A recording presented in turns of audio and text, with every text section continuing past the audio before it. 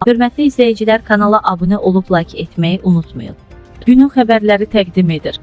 Dövlət idarəçiliyində geniş miqyaslı kadr islahatlarına start verilib. Günün xəbərləri Modern Aza istinadən xəbər verir ki, yaxın günlərdə 2 yüksək vəzifəli şəxs postunu itirəcək. Bu barədə artıq siyasi qərar qəbul olunub.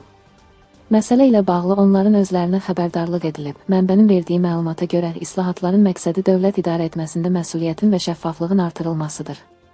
Son dövrlər bəzi rəhbər şəxslərin fəaliyyətində ciddi nöqsanlar müşahidə edilib. Xüsusilə sosial şəbəkələrdə işlərini göstərmək əvzənən özlərini ön plana çıxarmaq cəhdləri, saxta və ya şişirdilmiş statistika təqdim edilməsi kimi hallar narazılıq doğurub. Araşdırmalar zamanı bəzi məmurların dövlət vəzifəsindən şəxsi maraqları üçün istifadə etdiyi faktlar üzə çıxıb.